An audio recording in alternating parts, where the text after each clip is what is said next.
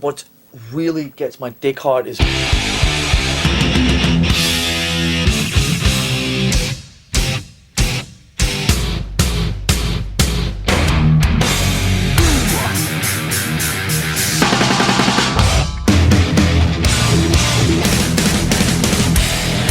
So fucking what?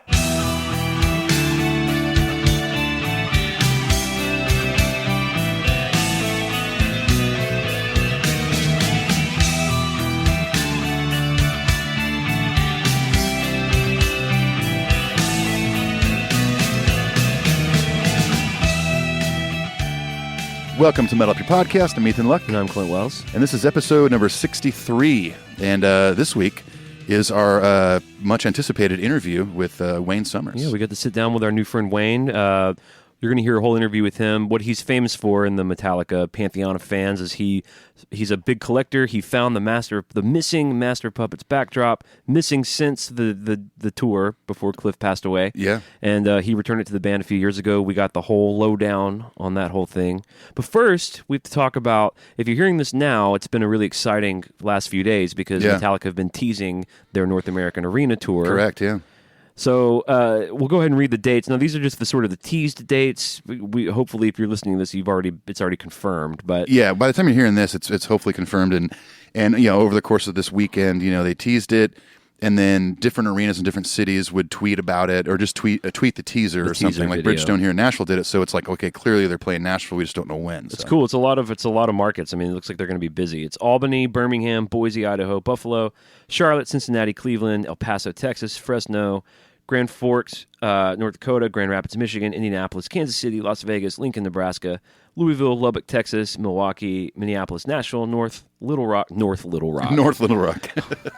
Pittsburgh, Portland, Raleigh, North Carolina, Sacramento, Salt Lake City, Saskatoon, Sioux Falls, Spokane, Tulsa, University Park, Pennsylvania, Wichita, and Winnipeg. That's a lot. And I'm sure there'll be more, too. So Ethan and I, we were talking just actually before we started rolling that... assuming that our tour schedules work out, we're definitely going to hit Nashville, Birmingham, and Louisville. And maybe Cincinnati, too. Perhaps Cincinnati. And then we're hoping that they're not represented here, but hopefully there's a New York or a New Jersey show. Yeah, because we'd love to do our party we've been talking about, numerous times on episodes. So that's exciting. Very exciting. I mean, and an arena thing. So, like, the setup they got going on now with those big cubes that go up and down and all the drones and stuff, like, I would love to see that. And I think even this far into the Worldwide Tour, we saw in Europe on the arena tour some different slots, more rotating songs. Yeah. I think they may even be pulling out more deep cuts. Yeah, I think we're going to get a less safe set list. Yeah. Which is, everything I've seen on all these European dates, whenever they post a set list at the end of the show, it's like, gosh, I wish I could have seen Eye of the Beholder or whatever they're doing, I do want to see Spit Out the Bone. Agreed. I think that's staying in there. And we still haven't heard Here Comes Revenge or Am I Savage? Yeah. Or Murder One. Right. Dude, So, I'd love to see Spit Out the Bone live. I know, me Be too. awesome. So yeah, that's super exciting news, obviously. And again, you're listening to this. We've probably already confirmed dates. So, yay! Whoa, I can't believe it! Oh my gosh! So the iTunes contest, we do this every month. Every month we pick 5 winners. All you got to do is leave us a positive review on iTunes. We put your name into a hat. It's not a hat, it's a Voss. It's a skull Voss. It's a Voss, We yeah. pull the names out, and we give you free stuff for the month of February to celebrate our Cover Our World Blackened EP, Volume 1. Ethan and I covered some Metallica songs exclusively for our patrons, but we want other people to hear it, and we thought it'd be a fun idea to do a gift. So we drew 10 names for this, since it's a download. Yep. If you hear your name read or your iTunes user account moniker, send us an email in the subject line that says iTunes Contest, and we will get you that download. I'll read the first 5, Ethan will read the next 5. Here are the winners. Will Valor, who left a review on May 25th last year. Metallica 60 left his review on August 22nd. Pissa. Pissa. May 23rd. Crico 22, who left the review on December 21st. And Atlas Rising 81, who left his review on January 11th this year. Awesome. And our next 5 are Robert Frankensteel, left his review on November 7th of last year. From Australia. Australia, mate. Good on ya. Going to get a nice crikey download.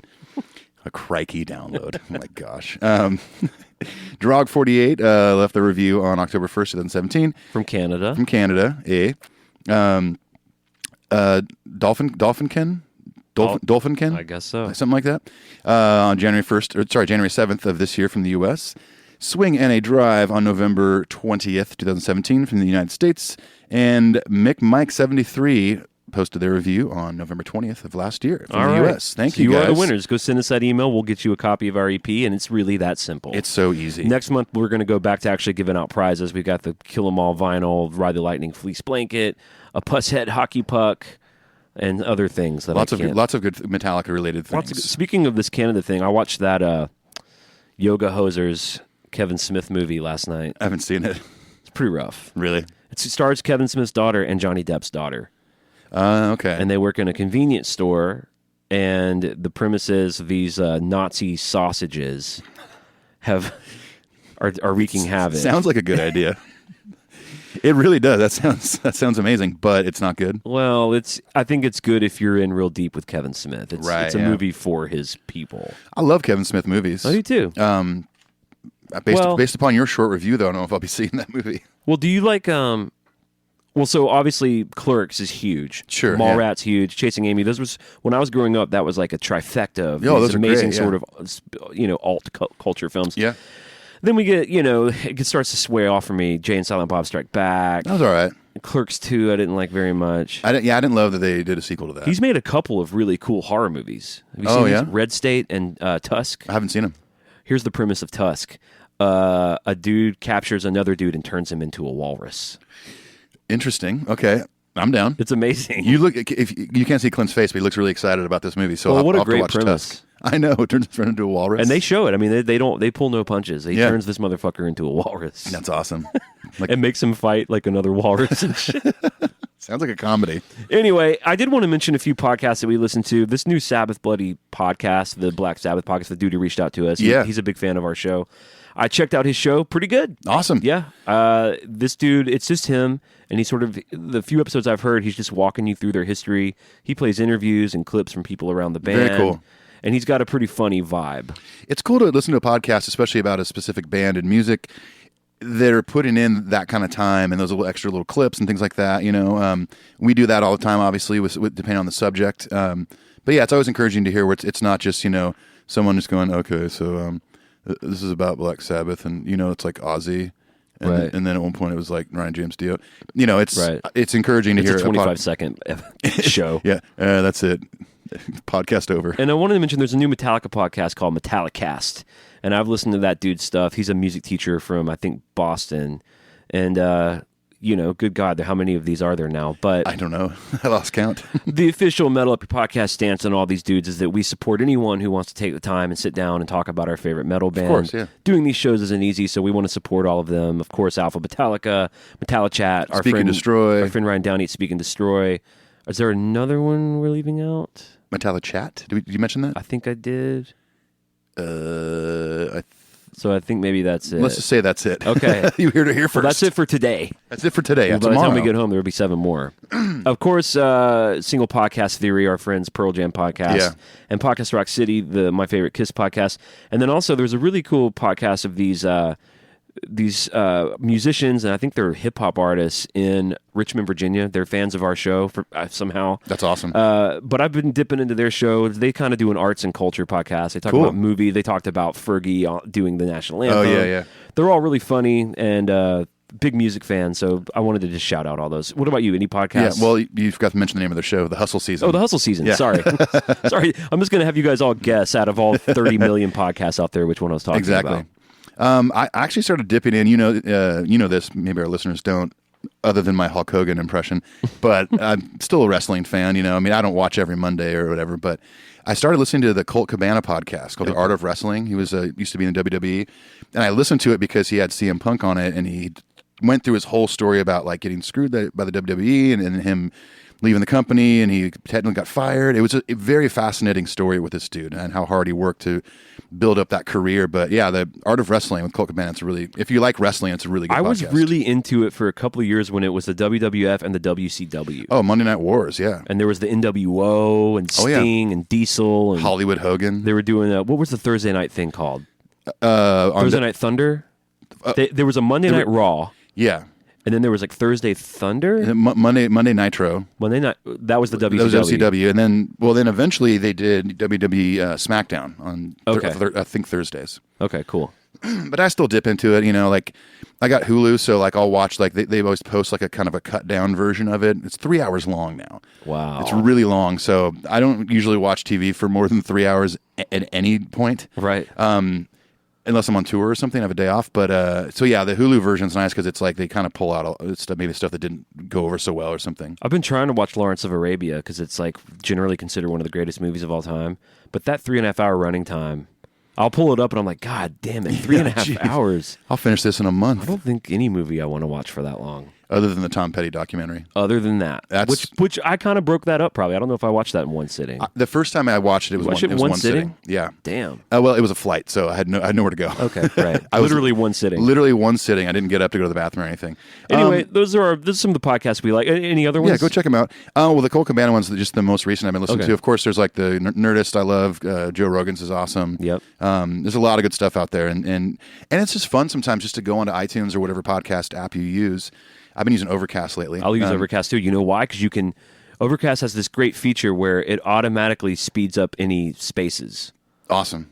Love it. I didn't know that. But it does it like in a smart way. Like you can set it to move fast. Like you can set it like twice the speed, and it just always does that. What Overcast does is it's normal until there's a space, and it just cuts that space. Oh, that's pretty cool. Yeah. So if someone's listening on Overcast right now, we're going to be quiet for like 5 seconds and see if it works. Hello, mate. Oh, hello, Overcast. Anyway, so yeah, go check out this podcast if you want. We also have some new patrons this week we want to shout out. We have Vanna Carpenter and Ken Holmes. Thank you guys so much. Yeah, we appreciate you guys. We love that you're supporting us. It, as you know, it helps everything. So. Yeah, we'll talk about Patreon later. Yeah. We're on all the socials. Our socials have been blowing up. Yeah. One of our patrons named Benjamin, he's been doing a Metallica shirt a day. Yeah. Which is really cool. He's got some great old shit, like real shit from the Damaged Justice tour. He's got the Sabbath True shirt, a lot of Pusshead stuff. He's been posting on there every day and tagging us in it. We're on Instagram and Facebook, and that's kind of where you can keep up with our merch, our web. Yeah. We have this new website that we're real stoked about, metalupyourpodcast.com. Yeah, you can get. We just got a new batch of T-shirts in, black and limited white. Limited white. We only have like 3 of those left. Okay, so go to metalupyourpodcast.com. We have that merch. We got buttons. We got stickers. All that stuff. The cool thing about the new batch of shirts is that we got large, extra larges, and double X large, which a lot of people have been requesting. Yes. So we have all those sizes for you folk out there. Go check it out. We read a handful of emails on every show because we're trying to cultivate a community Metallica. We love hearing the stories. We love giving you guys a voice on the show. Having said that, let's get into the emails. Let's do it.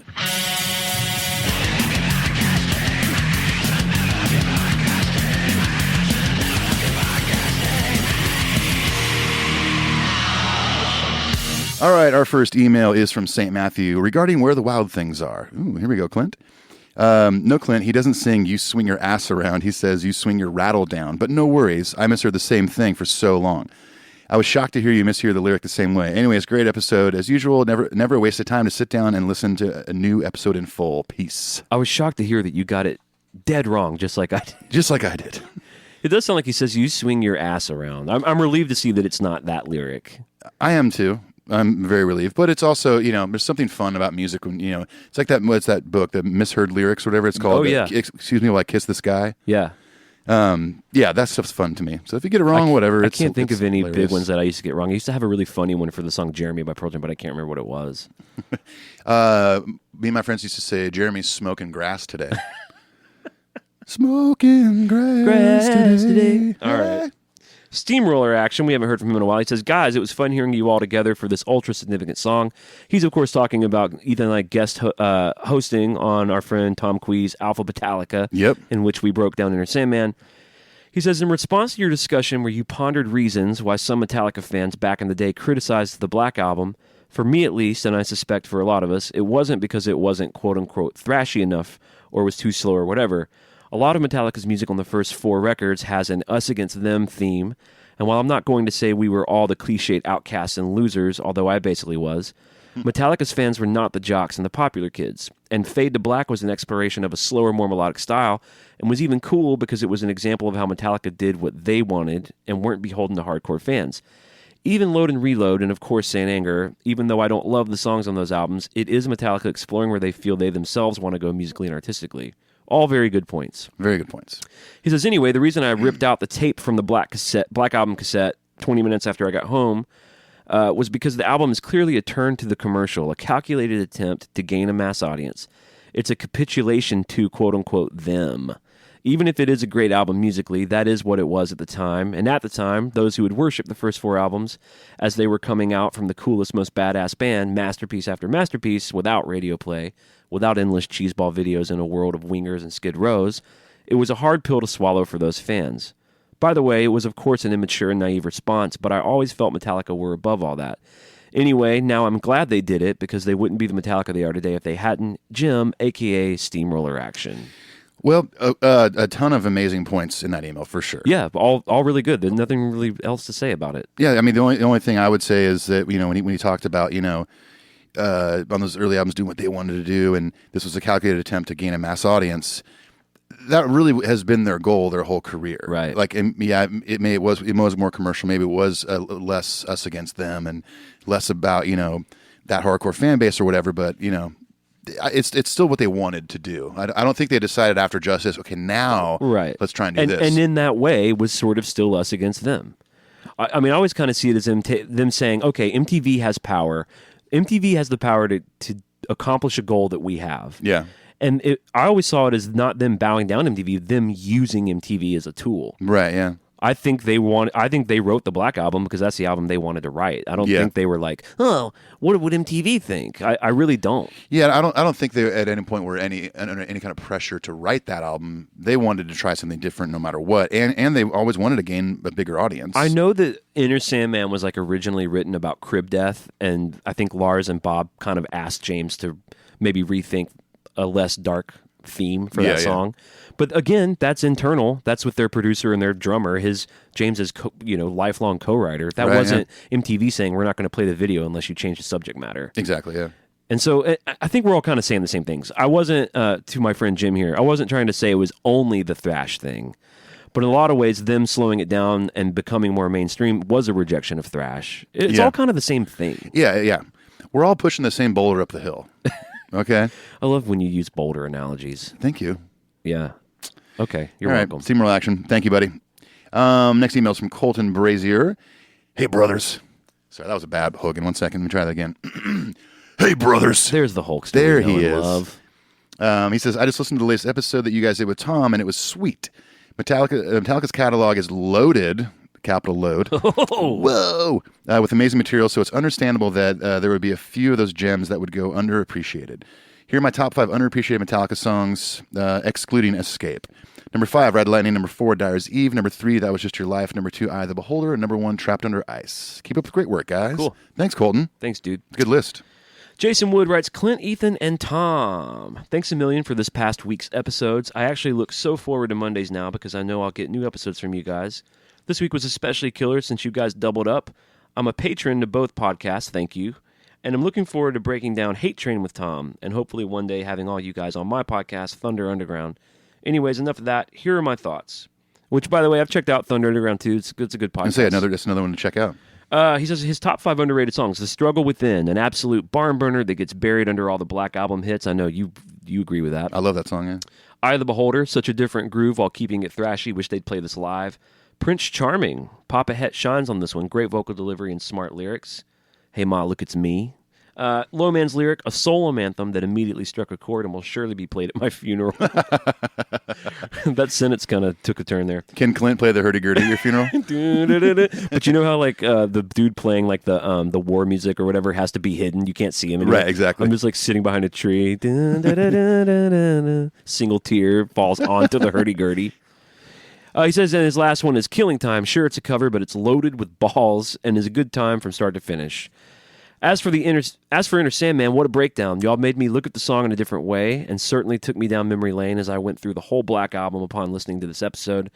What did you guys think of their mellow version they performed at the last Bridge School benefit? Pretty bold and different to me. Sorry to be so long-winded. Keep up the good work, and I can't wait for the big announcement Monday.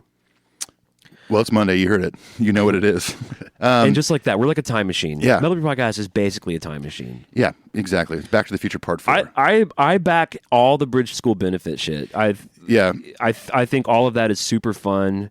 I mean, even when they did All Within My Hands, I thought that was really cool. I really love those performances. The only thing that I do not like is that Lars has it in his mind that to play a stripped down set, he has to use all splash cymbals. Yeah. It's the weirdest thing. Like when my old band did like an acoustic tour, I used bigger cymbals because when I hit them softer, they kind of do a whoosh, kind of wash, Right. And they're playing Enter Sandman, it's like, psst. Yeah. It's real weird. But that's the only thing I didn't care for. I have never been tempted to put any of those performances like on a CD and listen to them, you know, like other than just dipping in on YouTube. Sure, yeah. I know some fans really love that shit, but like I love the version of Poor Twisted Me they were doing. I like anytime those dudes do something a little different. I love it when James does those acoustic for Cures, and he did Until It Sleeps. Yeah, or did that thing with him and Billy Joe did a thing. He did Turn the Page, and he did I'm Only Happy When It Rains. He covered a Garbage song. Yeah, how super weird random. is that? Well, thanks for the email. Thanks, Jason. Everyone go check out the Thunder Underground. That's Thunder like Underground. a rock and metal podcast. Danny Derryberry. Finally finished. Is it me? No, it's my turn. Oh, I'm sorry, dude. Let's just read it together. Finally finished the Icon episode. Lo and behold. All right, Danny Derryberry writes, finally finished the Icon episode. Lo and behold, the begrudging respect for Limp Bizkit and the rap metal flavor rears its frosted tips yet again. I think it's time to come clean and admit your secret obsession with Fred Durst. I kid. On to Metallica. Going back and watching footage from this and Some Kind of Monster, it makes it hard to argue that this was not the most significant period for the band becoming what they are now. I believe so anyways. What do you guys think about the importance of this time in the band's lifespan? Horns up from Danny. Well, I for the short story, I'd refer you to our Some Kind of Monster episodes. Obviously super important, that era of the band. The James coming out of rehab, them surviving all of that, them losing Jason. I do think that era gets kind of like a little bit like retrospectively glorified. Sure. Like they had who knows if they had to do it. I don't know if they had to lose Jason to decide to be more democratic in their songwriting. They probably could have done that without the trauma of our beloved Newstead leaving. Right, yeah. You know? I think that era, maybe you don't say it had to happen, but because it happened, this is why we have the Metallica we have today. I respect it, you know? Yeah, for sure. And, you know, I wish that could have happened and they still could have made a great record. I don't see... With Jason. You know, or with you know, I don't see any reason to give James a pass on Saint Anger because of all that was happening. Right. Why couldn't they have made a record as good as the Black Album despite those... You know what I'm saying? Yeah, I feel like we kind of give them all a pass. Yeah. On our underappreciated songs, Tom Quee's talking about Saint Anger, right? The title track, right? Yeah. Go compare that to fucking Master of Puppets, all right? Or Ride the Lightning. Exactly. Or Injustice for All. Yeah. Doesn't hold up. No. Sorry to say. It's true. That's true.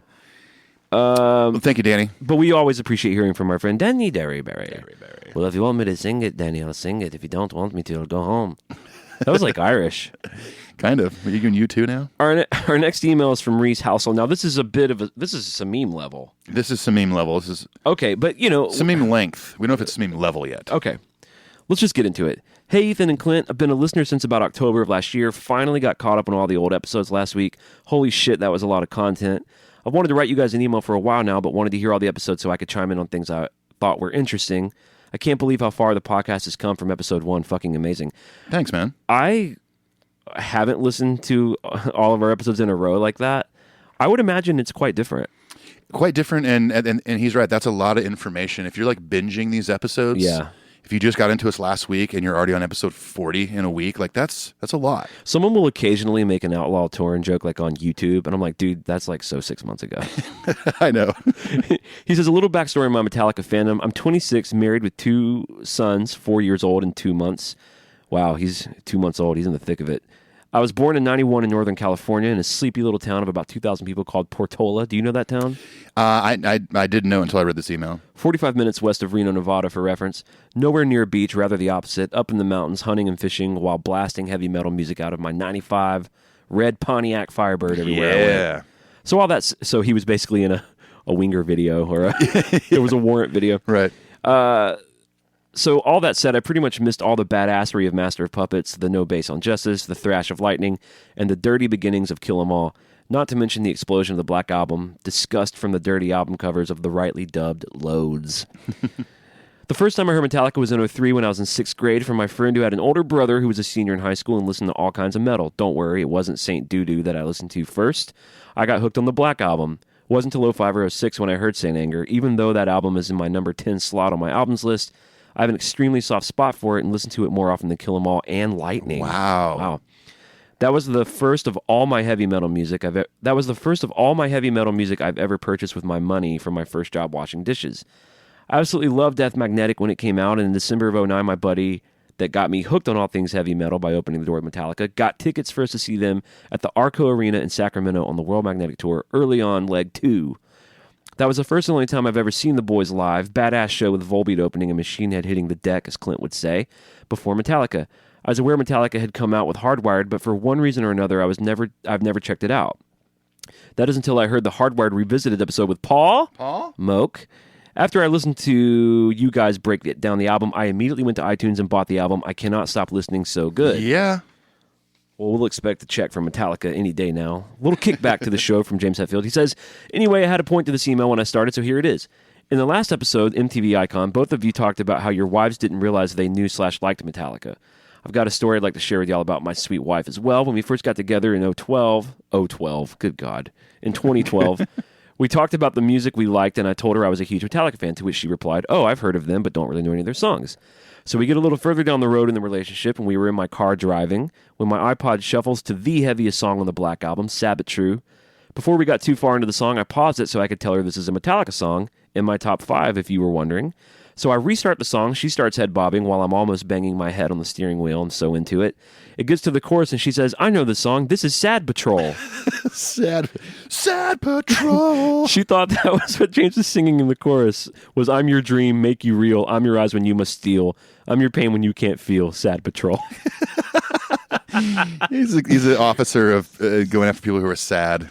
Just taking them into the fucking slammer. How many tears have you shed today, sir?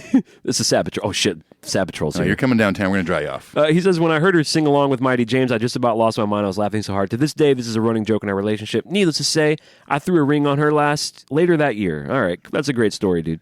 Oh, man. He says, now I just want to take a moment to thank you guys for what you do. You make my Mondays fly by at work, and between your podcast and the Josta Show, I've started rekindling my love of all things hard and heavy. And as many fans have said before, when listening, I feel like I'm part of the conversation and I'm just talking with my Metallica buds out in the garage, drinking some beer or gin and lemonade. Give that one a try. It's pretty good. That sounds tasty. This was pretty lengthy, and I apologize for that. Also, the sporadic topics and just being all over the place. Through the course of typing this out, I've had 3 gin and lemonades. So, yeah. Again, sorry for the link. Some meme better watch his back. Anyway, thanks for what you guys do, and thanks for taking the time to read this on or off the podcast. Cheers. Reese, P.S. If either one of you ever in your travels come through Reno, Tahoe, or Truckee, put me on the list for pizza and beers. Truckee. Truckee? What is that? Ethan like Truckee. Me like Truckee. Me make poo-poo and pee-pee in Truckee. I want to drink beery in Truckee.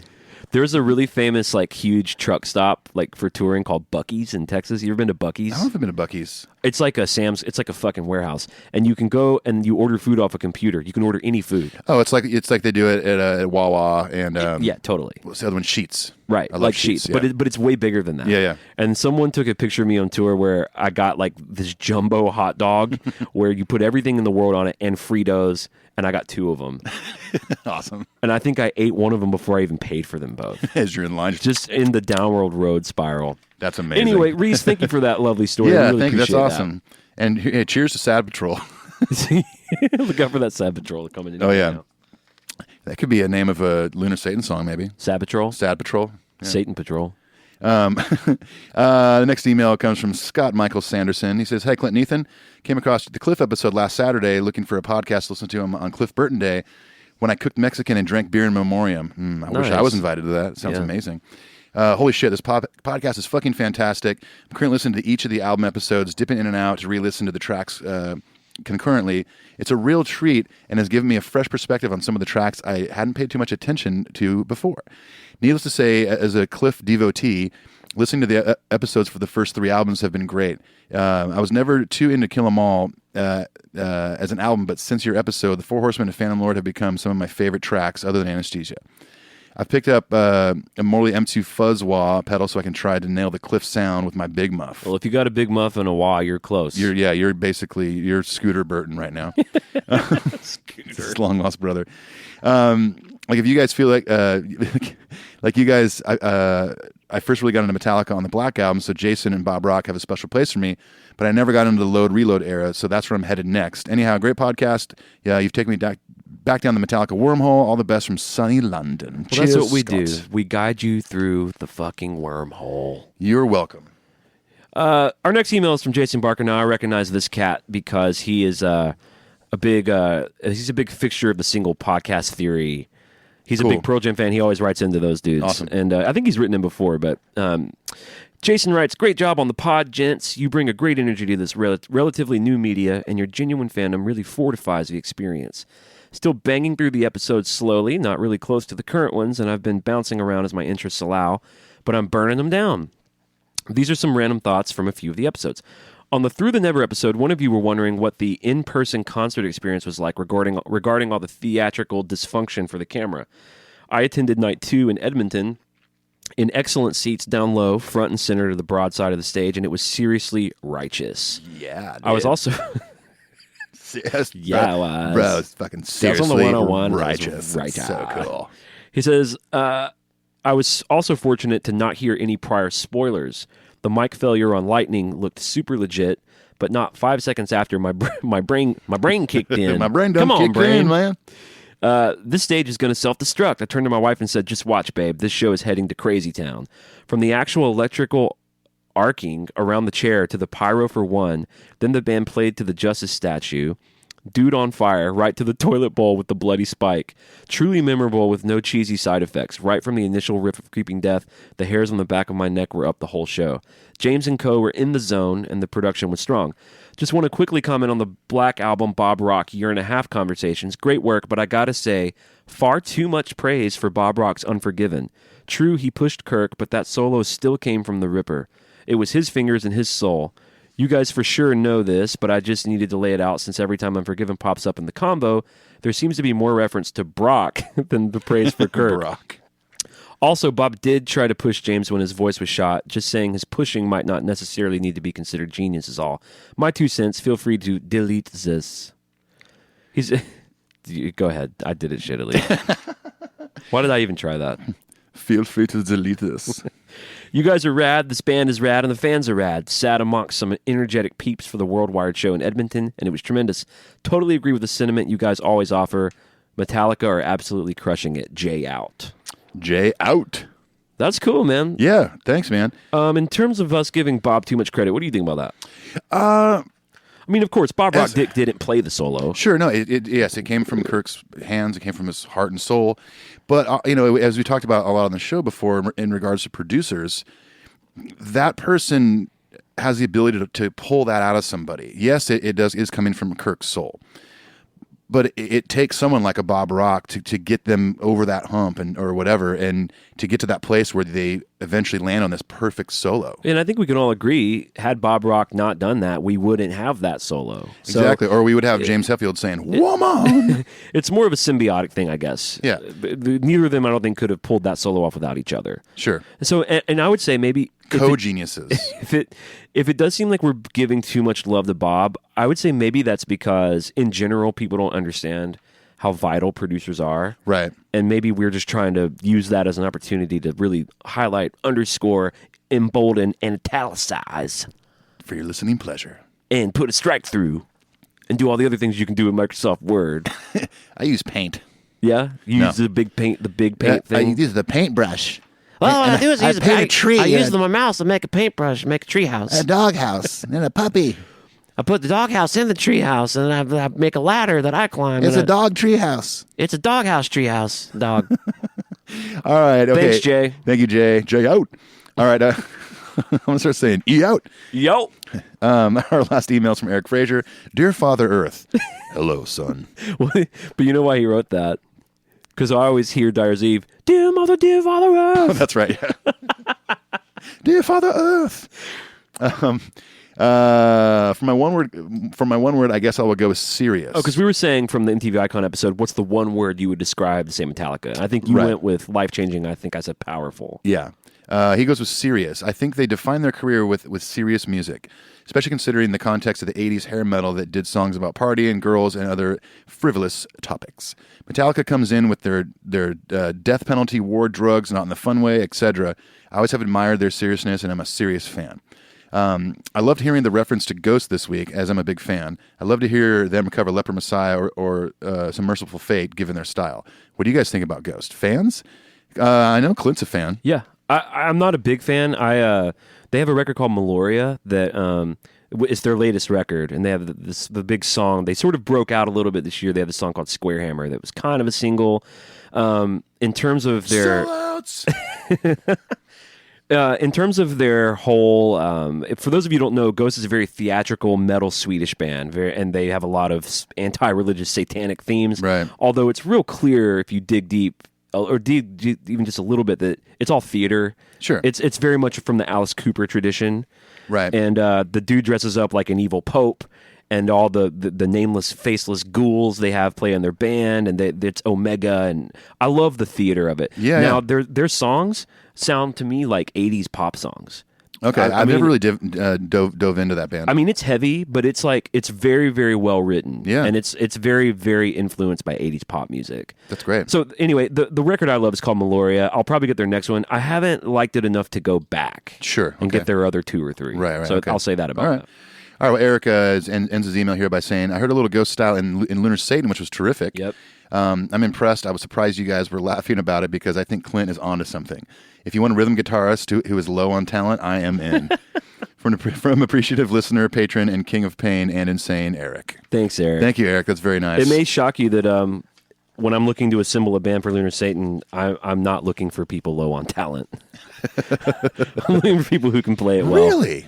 Because I was thinking I could play an instrument in Lunar Satan that I don't know how to play. There's a whole section in the Lunar Satan track where it all breaks down. It's this like kind of choir singing that's a straight up Ghost homage. Okay, cool. That's awesome. Baphomet, I receive you now.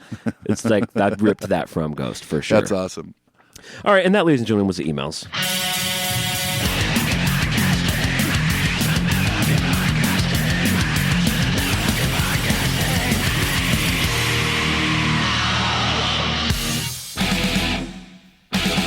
Hey, this is Ethan and Clint from Metal Up Your Podcast, and we want to talk to you about something we love called Patreon. That's right. Patreon is a way for fans of the show to give back to the show, to donate money that helps us in quality and content. And not only that, but we've actually come up with all sorts of fun incentives to give back to you for supporting the show. Exactly. For instance, if you donate $5 or more, you get access to Cover Our World Blackened, which is the official Metal Up Your Podcast Metallica cover EP. That's right, and that's the only way to get it. In addition to the EP, we also give you priority email access, meaning we'll read your email first on the show. We give you early access to Patreon-exclusive merchandise, Patreon-exclusive giveaways, and any other side projects that Ethan and I might be involved in. There's all sorts of things you can look at on there and you can donate to. Go check it out. Patreon.com/metalupyourpodcast. How do you spell that, Clint? patreon.com/metalupyourpodcast. And if you really think about it, $5 a month for an entire year, that's really just like a cup of coffee a month. So go check it out. Thanks, everyone. Peace. Adios. All right, so this is exciting. We're finally getting to our interview with Wayne Summers. As we talked about earlier, he is the guy who returned the Master of Puppets backdrop to the boys. He's also the head of the London chapter of Metallica called the UK Torn. He's been to, I think, around 70 shows. Yeah. He's a massive fan with a really unique perspective, really charming, funny guy. Huge Metallica vinyl collection. He's got a huge, and so we have all that on our socials. You're going to hear a lot about that on the episode. So this is us just introducing you to Wayne. Enjoy our conversation with him. Enjoy. Yeah! All right, we're here with our new friend Wayne Summers, and Wayne has got quite the story to tell. He is a part of Metallica history now. As we told you about before we introduced the segment, Wayne found the missing Master of Puppets backdrop like a hero, returned it to the band. After, for sure, we got to ask him, but I'm sure he wore it as a cape a few times. I hope he did. Wore it as a cape around the house, around the flat, if you will, a little bit. Out in the garden. Yeah. So, Wayne, welcome to Metal Up Your Podcast, dude. Thank you so much for being on the show. Thank you, guys. It's a pleasure to be here. And are we understanding this correct? You're actually in the U.S. right now, in New York, right? I am, sir. Yes, I'm actually up in Eastchester. My girlfriend lives in New York, so yeah, I'm here. Ah, nice. Obviously a very good reason to come over to the States and hang out. Yeah, that's weird. He wanted to come see his girlfriend. That's it. Who I actually met at a Metallica show in December 2016, the small the small show down in San Francisco. Okay. Wow, that's awesome. Well, let's get into that because you've been to many shows. You're sort of even Blake Talica, who we talked to last week, he knows of you. Our friend Sarah is actually the one who got us connected. So you're the head of the UK Torn, which is the UK chapter of Metallica. When did you first become a fan? Has it been your whole life, or was there a certain record that you came online with? What's the story? So my story growing up was that I was my dad got me into the Rolling Stones and stuff like that, Queen, Thin Lizzy, and we moved house, and as a 13-year-old, my next door neighbour was massively into his metal. We became friends as we were at the same school, and we started playing like Mega Drive and computer games, and he was playing all this music, and I was like, haven't heard of any of this. So one day he gave me 3 cassettes. So I'm showing my age. And he gave me Appetite for Destruction by Guns N' Roses, Nice. Seventh Son of a Seventh Son by Iron Maiden, and he gave me And Justice for All by Metallica, of course. I mean, those aren't bad loaner cassettes from your friend by any means. No, looking back sort of 30 years on, they were really good choices, considering he was into Deicide, Morbid Angel, everything and anything. He really was. Wow. I went and listened to those cassettes for a few days, and that's it. A metalhead was born, really. And then excited to hear that Metallica had 3 albums before that, and got very deep into those. So did you first see them? Was your first show on the Damaged Justice tour? Unfortunately not. My first show was in 1997 at the Reading Festival in England. Okay. Oh, right wow. on. God, what a great first show to see. So that would be around the Poor Retouring Me? Correct, yes. So we had a few songs off of, if I can remember correctly, I think we got like Hero of the Day, Until It Sleeps, maybe even Ain't My Bitch. Okay. But I'm not 100% sure. But yeah, there was some load. I know we got Battery and Motor Breath, because I actually did my first crowd surfing and got a nice elbow in the nose. Yeah, man. Split my nose and lip open. So that was like, that was a good first experience. Yeah, good Metallica memories from your first show for sure. So between 97 and now, how many shows have you been to? Madrid on the 3rd of February was my 71st show. Wow. Let's give it over, Wayne. Dang, Wayne.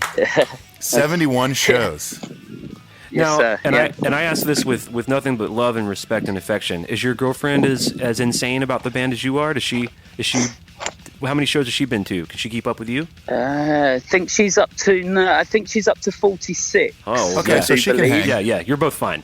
Yeah. And she's got on the side of her like ribs down the side, she's got a amazing And Justice for All tattoo. Oh, I think it took her 18 hours. Wow. It's I know like Blake's got 30 odd, and I've not seen all of his, thankfully. But hers is an absolute masterpiece. It really is a stunning piece. Yeah, she I think she met them as a 13 or 14-year-old back in the 90s herself. I might be wrong or two. Yeah. So she's a massive Metallica fan as well. Well, that's awesome. Well, I think it's safe to say your relationship is going to work out at least for a long time to forever. You guys are going to be fine.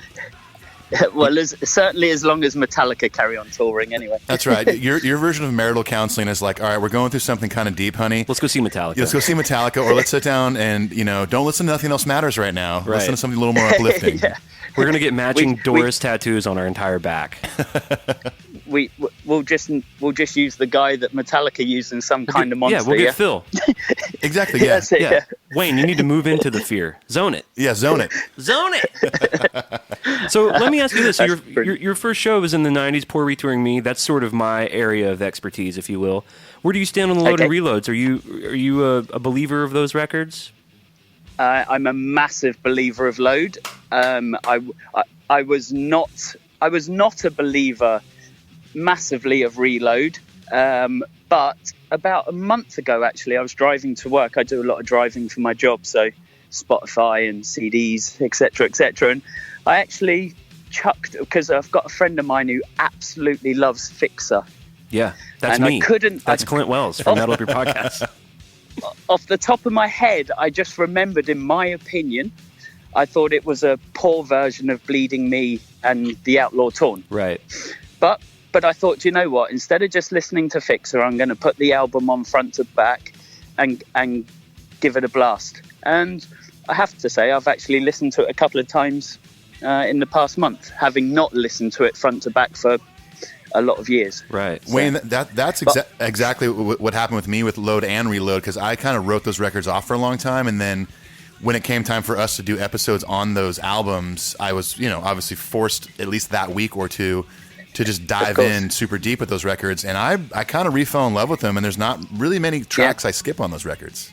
No, correct. Load, there's absolutely nothing I skip, and I think why I love that album is the versions on S&M of Bleeding Me and The Outlaw Torn. I just think are Hero of the Day, Until It Sleeps, I do believe is on there as well. Absolutely. And they're just absolutely stunning versions. So yeah, I know, I love the first 4 albums more than anything. I'm absolutely obsessed with the remastered box sets that they brought out, because to get demo versions, live versions of Metallica when they were raw, just animals really in the music scene. They were just like stuck 2 fingers up to everyone. Where Metallica... Well, especially the Kill 'Em All stuff, like hearing them on those first tours, hearing a show with Anthrax where the show after their gear got stolen, not only the interesting banter of hearing James actually talk about it, he sounds super weird in that. Remember that? Oh, yeah. Oh, we got ripped off! It's so weird hearing him say that. I know. Well, it turns out our gear got... He sounds kind of like Mustaine a little bit. He kind of has a little Mustaine thing going on, yeah. But yeah, you're right. Speaking of those box sets, so you sent us a picture of your vinyl collection, right? And Ethan and I were just sitting here looking at it, and it actually looks like my vinyl collection. That's some of my vinyl collection. So check this out for our listeners, just to give them an image. So my entire vinyl collection, which I'm quite proud of, is about 8 cubbies worth, and it's about 500 records, right? So Wayne sends us a picture of a similar looking cubby full. It's about my record collection, about 500. Right, yeah. And me and Ethan are sitting there, I'm like, oh shit, look at this. There's got to be Metallica records in there somewhere. I was like, Wayne's a vinyl cat, check this out. And I'm zooming in, this whole fucking thing is all Metallica.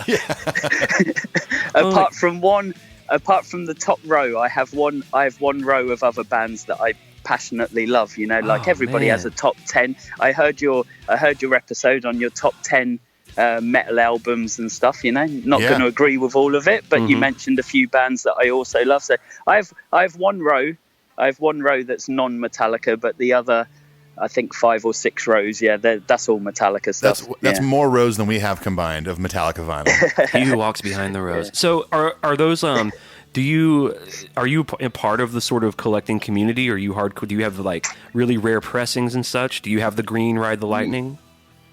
Yes, I am. I'm part. I've been collecting for about 5 years. My best friend is a massive Queen fan, and he's been collecting for like 25 years. He took me to a record fair in London. It was 2012. I spent about £400 in about 2 hours, and then that's it. Like I think my collection's now up to about £75,000. It's worth. Wow. Well, this in actually, 5 years. So what's your address? Yeah, that's it. Yeah. Well, this leads us into your story, right? So as a collector, you're always looking for interesting Metallica paraphernalia and Metallica gear. Correct. And you actually came across the backdrop. Now, you were aware that they had misplaced it, right? So were you weren't looking for? Were you looking for it for them, or were you looking for it for you? No. Or?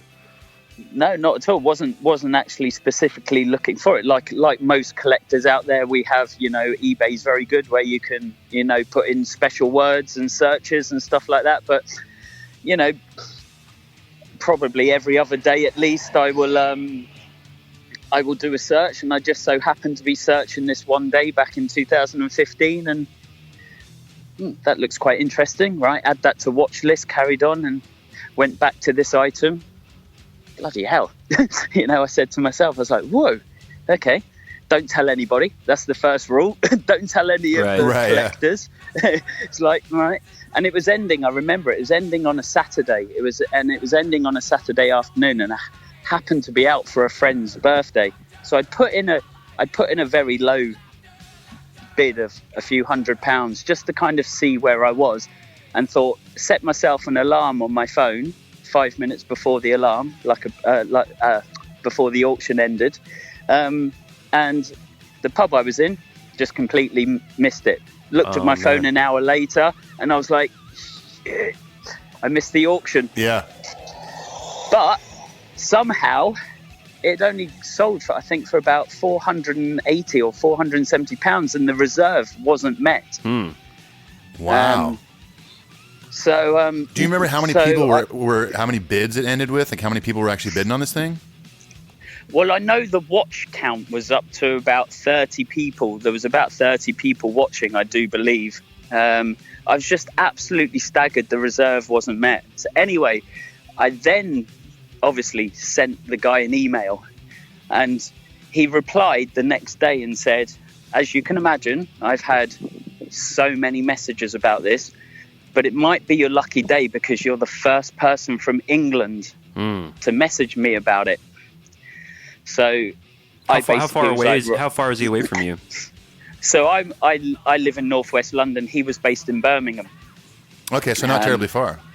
So not terribly far, 2 hours in the car. So on the Sunday, I basically messaged that we went back and forth with messages. And I just said, right, I need to see this in person. When? And he basically was like, tomorrow night. And we actually met in a McDonald's car park just off the motorway. So anyway, so I arrive, meet the guy, and the box weighed about 8 pounds. So it's quite a heavy thing. So he gets this old brown box out the back seat of his car, and he just unravels it in this McDonald's car park. And I was honestly, I'm not speechless very often, but I was just like, holy shit, this thing's real. Can you just imagine? Like, oh my god! Can you just imagine a fellow Metallica fan, not even a diehard like yourself, maybe more Ethan and I's level, getting a fucking cheeseburger at McDonald's, and you're like, what are these guys doing? Wait a second, that's the Master of Puppets backdrop. Or I mean, I think my initial reaction would be like one of those dudes made that thing. Right. I don't know if I would think that's the original backdrop. Yeah, but somebody made this giant, Well, so let's talk about the process. So you're in deep, you know what to look for, you know the right questions to ask. You basically want to make sure it's legit. So how did you go about the process of sort of authenticating the backdrop? I think, honestly, it's exactly the same process as what will come through to the story of how Zach and Nelson from Metallica sort of got it off of me. It was just that initial gut feeling. It wasn't even a print. It was, you could tell it was handmade. It was like a mesh. It was very, there was small holes. You could tell it had been hung and then just been cut off. So after speaking to Zach about it, it was hung on some like metal rods. So obviously whoever had taken it in the first place had obviously, because of the weight, I'm guessing, had just slashed the metal rods off the top and the bottom of the backdrop. Yeah, usually those, I mean, when you're buying or selling a backdrop, usually you're not selling that with one. That's usually something that's hung up near the truss or attached to the truss. And then the backdrops are usually tied on. Let me ask you this for some context. So is it known that it was stolen? Like, was it stolen at a club? Or by production guys at a club or something, or fans? No, what happened was, and this is after speaking to the guy who I bought it from, because he held it for a very long time. The story is obviously after the 1986 Europe tour, or the UK tour, sorry, Metallica then went across the waters, and unfortunately a week later Cliff had that, terrible accident. Mm-hmm. So at the time, Metallica, because they weren't at a massive high level, they hired external lighting and company. So basically, after the Hammersmith show, I think, if I'm right, is the 20th of December, September 20th or 21st of September, the company, after the London show, drove everything back to the warehouse or storage unit in Birmingham. Now, we can only guess on the next exact date of what happened, but the guy presumes that after the unfortunate accident with Cliff, the guy then sort of took the backdrop, and also we do know that the crosses from that tour, because when I met Lars, he jokingly said to me, "Are you going to find me the crosses next?" Wow. So then what happened was the guy who stole the stuff, he was going out. His partner owned a pub in Walsall, which is just sort of in between Birmingham and Wolverhampton. Yeah. And basically they split up a couple of years later, because you've got to imagine that this backdrop is 30 foot by 20 foot. So you're not talking about, something that you can just easily stick up on the wall. So when they basically, it's quite a funny story in that when they split up, the landlady came downstairs one night in her pub with this box, took the backdrop out and went, "Oh, I'm thinking of cutting this up and sticking it on that wall because it's too big to stick on it." Wow. And it just so happened that the guy who I ended up buying the backdrop from was a regular in a pub and actually had gone to the 86 shows, and he was like, whoa, whoa, whoa, whoa, whoa, you will not do anything like that at all. Can I buy it? I'll buy it off you. And apparently he said this went to and from. She was desperate to put it on the wall, but about 3 months later he ended up buying it off her. And what did he end up paying for it? He said he paid back then. He said he paid £250 for it back then. Okay, wow.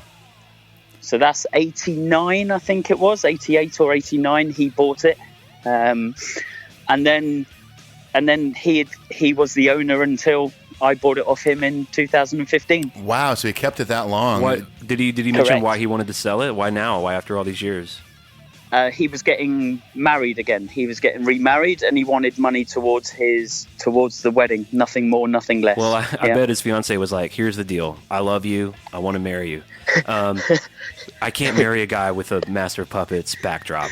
Yeah, and I just can't do it. And once we get married, it's coming off the wall. It's coming off the wall.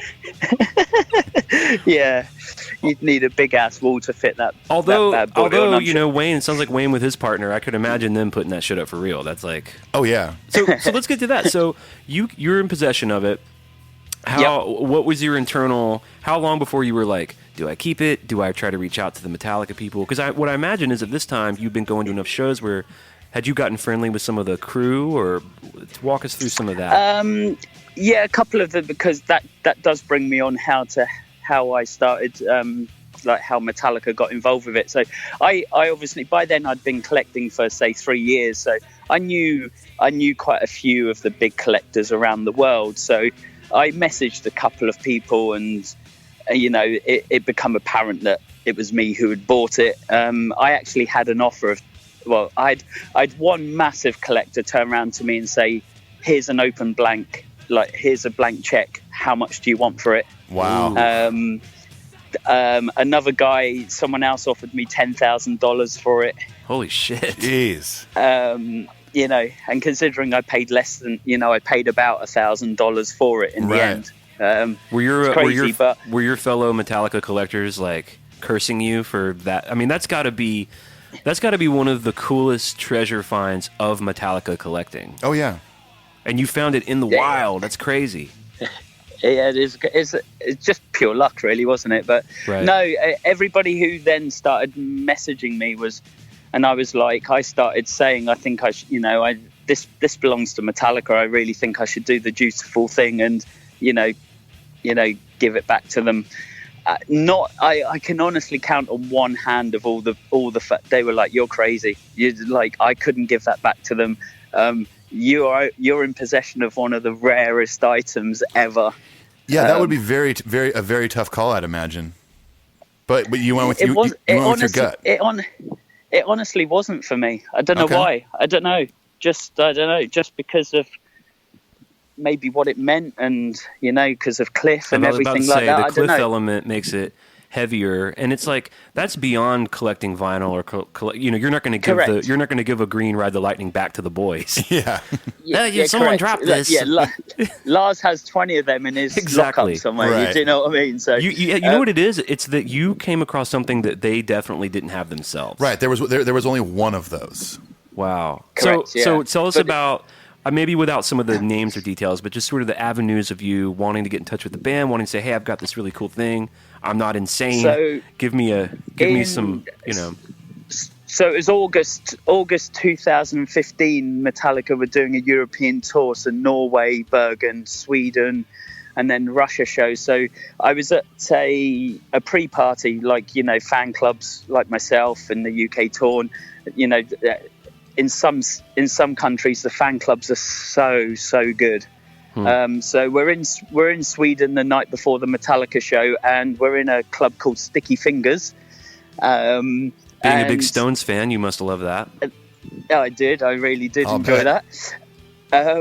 And a couple of at some of the pre-parties, if it's guys who are running the pre-parties who are staunch Metallica fans, then sometimes you'll get the odd crew member that might turn up and have a beer. I'm surprised no one's invited me to come pole dance at one of these pre-parties. I'm just shocked that I've not gotten that invitation. Clint is agile, let me say.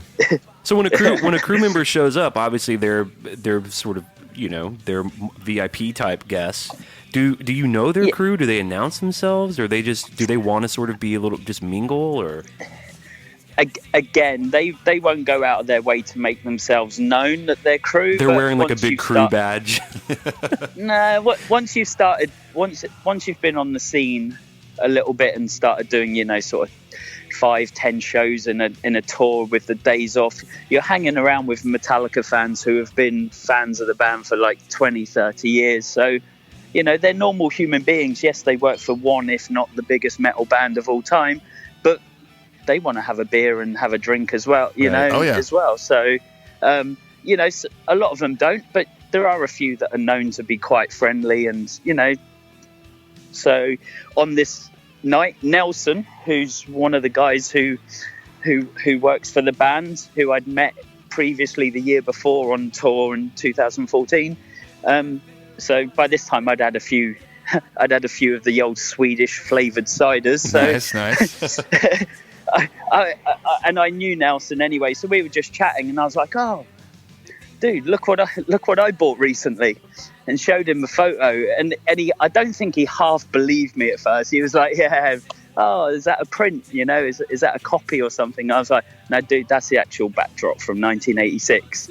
And he suddenly sobered up, and it was like, "Okay, right. Yep, cool.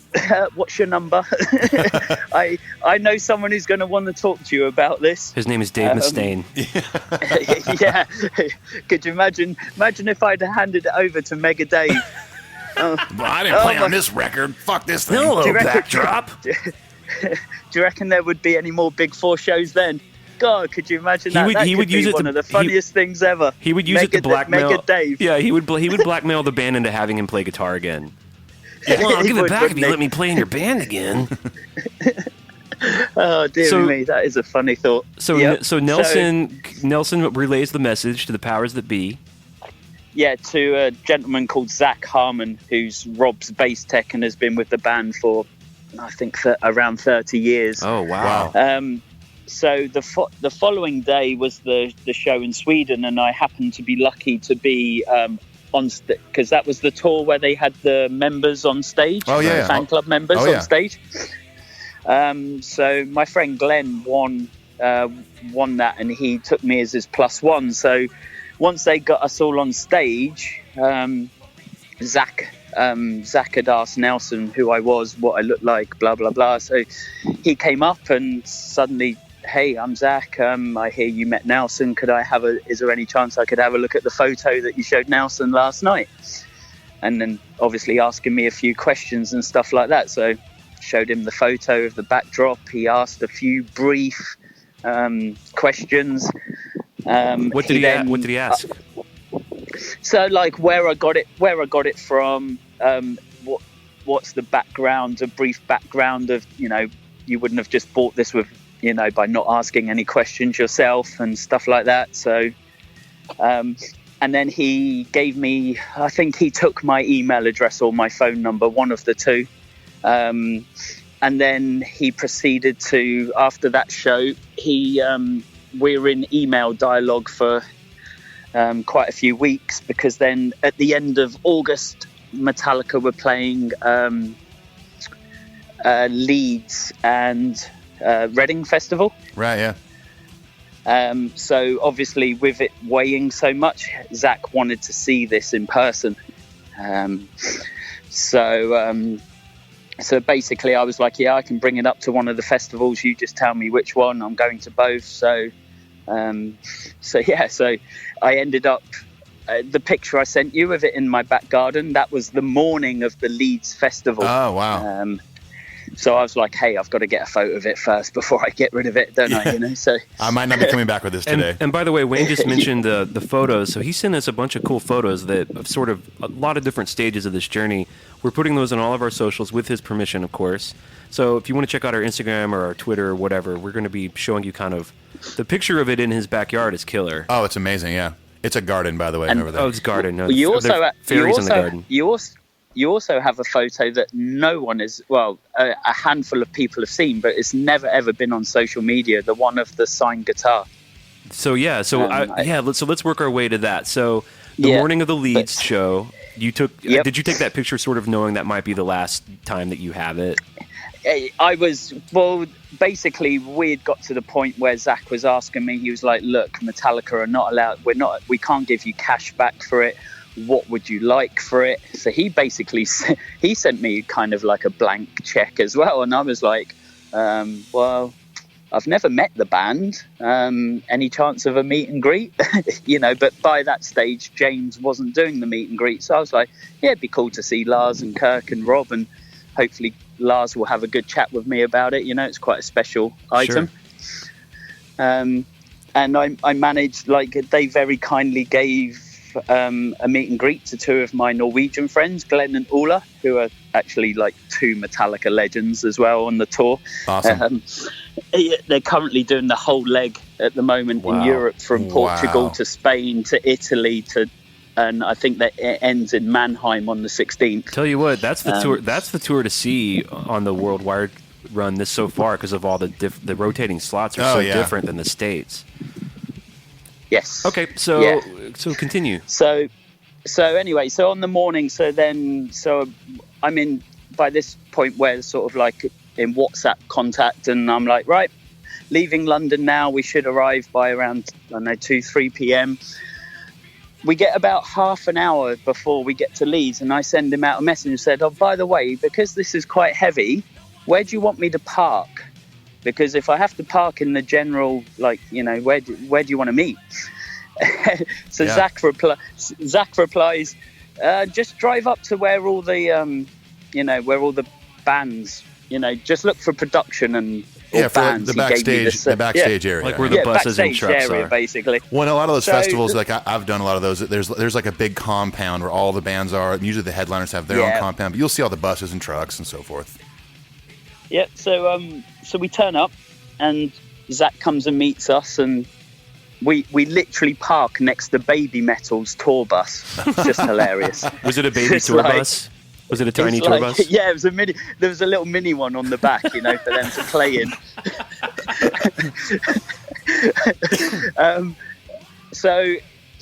I take the box out of the car, and then Zach just says, right, I just 2 minutes on my own with Nelson, because Nelson was with him. Yeah. So me and a couple of friends who I was with at the time on the journey up, we just sort of stood by the car. Zach and Nelson wandered off. They took it out of the box, laid it down on the floor, and I could just tell, even from 30, 40 feet away, I could just tell that Zach knew straight away it was the real deal. Wow, man. So obviously he came back, and we ended up having food in the artist tent. It's like backstage tour, and then obviously the meet and greet, and then ended up on stage that night as well. So amazing. And James ended up he actually dedicated Seek and Destroy to me before the song. What a cool thing, I had man.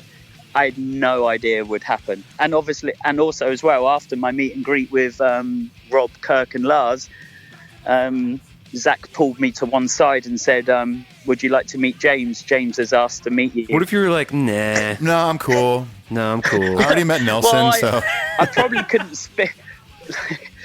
See, I'm a massive fan of Metallica's music. I'm not one of those people who's actually obsessed with the band members like some people are. Right. For me, it's just all about the music. All the years of listening on my Sony Walkman, and I'm more. I could barely tell you what their birthdays were. Really, I just love the music. Yeah, man, that's great. I would put myself in a similar category. So let's talk about the meet and greet with Rob and Kirk and Lars, and then I want to talk about the one with James. So what did you? Yeah, no problem. They were obviously aware that you would return the backdrop. What was the chat like? Anything notable? Well, before that actually is quite a good one because Metallica were late arriving to Leeds Festival. I don't know whether there was a delay in their flight or then the transportation from the from the airport, but because we had to wait a good hour for our meet and greet backstage. So Zach had deliberately not told anybody in Metallica whatsoever. None of the guys in the band knew anything about this backdrop until they arrived at the Leeds Festival, and Zach basically went into their dressing room and said, guys, I've got something to show you. Wow. So they literally say within 2 hours of them going on stage at the Leeds Festival, that's the first time that the guys knew about it. I wonder if it was emotional for them. I mean, sure it must have been. Brought back a lot of memories and made him think of Cliff and. Yes, because that was very apparent after I'd had my meet and greet, especially with James, because I actually ended up having about 15 minutes one-on-one with him, which, like, I don't know if you guys have ever done a meet and greet with the band, but I haven't. It's kind of like Rob walked in first, and he's so super cool. He's so nice, so friendly, but I don't mean this to sound in a horrible way, but you can kind of tell he hasn't been there since the 80s. Do you know what I mean? Sure, but he's absolutely super cool. Is so friendly and so nice, but it kind of feels like he just comes in and then he's kind of like, yeah, I know everybody kind of wants to meet Lars or Kirk. Do you know what I mean? But and I really don't mean that in a nasty way whatsoever. Yeah. So Rob came in and he obviously didn't mention the backdrop at all. Then Kurt came in, and I was second in line. There was a guy next to me, and kind of like a young lad. So I was next, and then Kirk sort of like did my signing, chatted to him briefly, and then my Norwegian friends Glenn and Ulla, who I mentioned before, they actually know Kirk quite well because they've been to both of Kirk's Fear festivals that he's held. Awesome. And they're massive, huge. If you saw a photo of them, they're very distinguishable, Viking-looking, long beards, but just the nicest guys you could wish to meet. So Kirk's like, "Oh my God, hey guys," to Glenn and Ulla, and he's doing the meet and greet. And on Ulla has a patch jacket, and there's one of Cliff, and Kirk literally is like just about to get his pen out to sign something for Ulla, and he's like turns around to one of the staff behind, and he's like, who's the guy who bought the backdrop, who's the guy? And so Glenn and Ulla like point at me, and he puts the tip back at the lid back on the pen, and he walks back over and he comes and shakes my hand again. And basically he was like, dude, that's so awesome of you. Thank you so much. It means so much to us. Wow. And as you probably know, Kirk's not the most emotional. He's definitely not a touchy-feely kind of guy, Right. And you could tell like how much it meant to him, Wow, that's so cool. And how about, look at you, Wayne, not even telling him yourself, like, hey, I'm the backdrop guy. Yeah, that's why I'm back here. Yeah, Playing no, it cool. I don't. Playing it cool. No, I don't know. I think at the point where you just suddenly, like, you've got them in front of you, it's like, don't be a dick, don't be a dick, don't say anything silly, like, you know. It's like, well, and this was your one request, like, hey, maybe I can get a meet and greet, and you got it. So yeah, you're just like, and I also managed to get the meet and greet for 2 of my friends as well. So I thought that was quite a nice gesture as well, you know, Absolutely. to do so. So I know what you mean. Like, for Kirk to come back and sort of make that gesture, Yes. it's a big deal for Kirk. Yeah. He's not going to talk your head off like Lars might. right. So Correct. so then Lars Yep. comes in, and how was that with Lars? Yeah, that was cool. He knew who I was beforehand, and he was like very thankful. And then he was joking around, saying, "What else have you got off my top 10 missing list? And you know, are you going to bring me back the crosses next year and stuff like that?" So. He was really cool because, like, as you probably know with Lars, and he gets so much bad press, but he is so knowledgeable. You know, even watching the rest of my meet and greet, he would ask where people were from, and 9 times out of 10 he knew where they were, and he's like, "Oh yeah, we played there in '89, or we played there in," you know. And yeah, he's really impressive in that regard, because he does that. At least he did that at the state shows, and I know you went to several. Is when we saw him in Detroit, you know, he was like, last time we were here. He's like, the first time we came to Detroit, we were across the street at the. He was naming the venues, the years, and at first I thought maybe he just like looks at their own website like before a show. but you're right, because I've seen him I've seen videos of the meet and greets, and it's like he's just got a lot of knowledge. I mean, he'll spitball with anyone. He's Metallica's biggest fan. No. He really is. Well, even in that, Nice. I'm sure you've seen this kind of newish footage of the boys when Cliff was in the band around the Puppets tour, where they're taking those phone calls at that radio station. You know what I'm talking about, Wayne? Have you seen that? Yep. Even in that video, Lars is going, "So what's your name? Where are you from?" And you can whatever they say, like upstate New York. He's like, "Oh yeah, I know that area," and like he's even doing that then. Yeah. That's just who that dude is. That's just who he is. Yeah, correct. And he, like I say, he was just so great. He was asking me, like, you know, where I was from and stuff like that, and you know, when I got into Metallica and stuff like that. So he was good in the sense that he didn't actually just sort of make it all about the backdrop. Right. You know, and usually, like, the guys, I would say, spend, say, like a minute with you, a minute and a half, but Lars did spend an extra couple of minutes with me, so he was like, it was really nice. That's great, man. And then, like I say, after the end of that, Zach pulls me to one side and says, "James has asked to meet you." Wow, dude. Oh God, here we go. Yeah. It's about the music. It's about the music. It's about the music. Don't be a dick. Don't be a That's dick. it. Don't be a dick. Yeah. Well, that's it. especially knowing that he Definitely. doesn't do the meet and greets. I mean, that's such Right. an Correct. amazing treat. Yes. All right, so how did was, that go? Tell us about the old Papa Het hang. Yeah, so basically I was taken back to where, like, their sort of backstage area was. He was actually eating. He was still eating because he came out in a pair of shorts and a t-shirt and still chewing on his last sort of, you know, mouthful of food.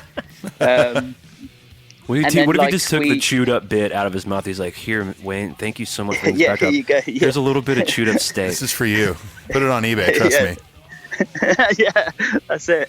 And then, but it's funny because the night before the lead show, I was actually on stage as well at the Reading show, and I had my like banner. I had a UK Torn banner with me, and I happened to be in the front row. And during Ride the Lightning, James, like, during that tour, he kind of, like every other show, I guess, he would kind of fall into the crowd a little bit and have a little, you know, like a 30-second moment right up with a fan. And it just so happened that he was right in my face the night before. So before we sat down, I actually said to him, I was like, yeah, Mr. Hetfield, before we sit down, can I just show you this? So I got my phone out and showed him like a 10-15 second clip from last night, and he was like, "You're that crazy dude on stage." Because, like, He's like, "Yeah, I think I spit in your mouth accidentally." That's how close we were. No, that's usually what Lars does, isn't Right. it? He likes to spit toward other people. Good God, that's true. But he was like, he was just so super like cool and down to earth. We had a good chat about like Cliff and his favorite band being Thin Lizzy, and that how James actually owns the backdrop that Thin Lizzy last played behind or in front of. And he Probably was like behind, actually. yeah, he basically was saying that when he saw the Puppets backdrop, how all those emotions and thoughts came back into his head.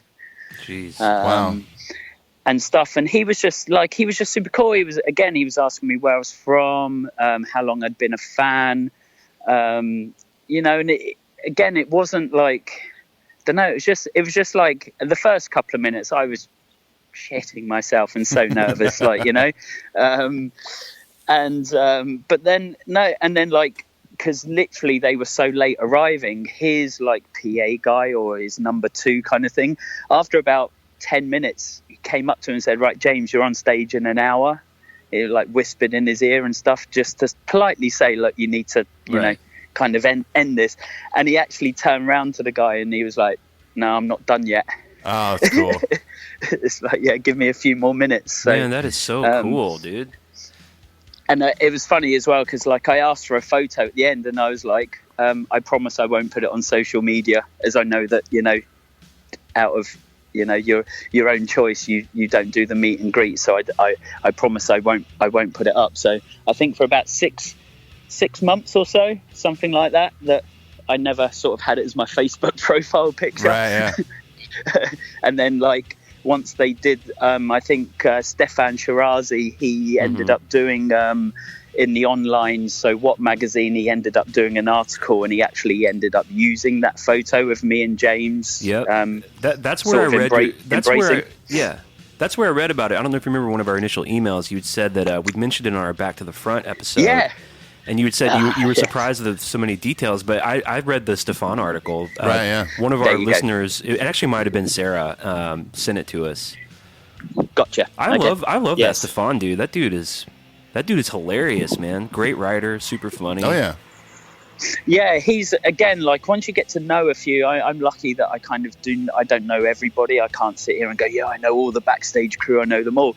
Stefan actually supports the same soccer team as me in England, so I kind of know him a little bit, but he's another guy who's just so super laid back and will have, he doesn't take himself, but when he needs to work, he's there and he's got his head screwed on, and having been front row at quite a few shows in the last couple of years, like you get to see these guys in their work environment, so yeah, for sure. But yeah, no, Stefan's a really cool guy. So let me ask you this, because when I think about rubbing the Metallica genie bottle, which you kind of did, they're like, what do you want? Well, as you wish. I don't know if this would have been cavalier of me, but I might have asked for I would just have asked to go to every can I basically go to any Metallica show? Now, is that something? Do you have any sort of privilege like that at all? Or I know that some of our friends who go to a shit ton of shows, they basically are able to go to kind of wherever they want to go, assuming they can travel and make right. Yeah.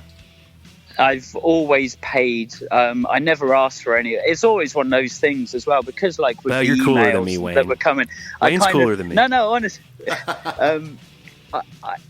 It was one of those things after the event, I was like, oh, I wish I'd asked for that. I wish I'd asked for this, maybe, but like I say, I got two of my friends a meet and greet, and, 5 of us ended up on stage that night. And, I got to meet James. That's priceless, really. Do you know what I mean? I totally agree. Can we talk about they did end up giving you a Truckster guitar, right? Correct. So one of the other so the 3 things I actually asked for was because that was the year where the So What magazine was it was the last year it was ever being printed. So I did actually ask for I was like, I'd love a story in the So What magazine, just to sort of have something to keep that's a physical physical document. But unfortunately, by the time that had come through, Stefan had already written and all the content for them, hence why you read it online. So, and then I'd asked for a meet and greet, and I did ask. I asked for a physical I did ask if it was any chance I could have a signed guitar. So that was the one thing that I did ask for, because again, it's really nice to have that at home and just as a nice little memento, you know. Yeah, Absolutely. for sure. I would have asked for James Hetfield himself just to take him home. Yeah, that's it. Yeah, could I have them for 1 hour to come and sign my collection? I meant like more forever. than an hour, but I think Ethan meant full time. I meant full time. Yeah. Like he could show me how to keep Look, bees and stuff. Here's the deal. I'll take tickets to the next show. I'll take a write-up in So It Magazine, signed guitar, and a Megadeth meet and greet. Megadeth, that's it. Yeah, I want a photo in the middle of Mega Dave and James, please. Yeah, smiling. So, Wayne, are you amongst Metallica fans? I mean, this is how you were brought to us by our friend Sarah. Are you a bit of a living legend in the fandom and the Met Club? I'm probably, to be honest with you, I'm quite Marmite. You either love me or you hate me, because I kind of speak I can't lie about that. I'm very lucky. Like I say, in the past, since 2014, I've probably done, I did 24 last year. I've probably done 40 odd shows. So, I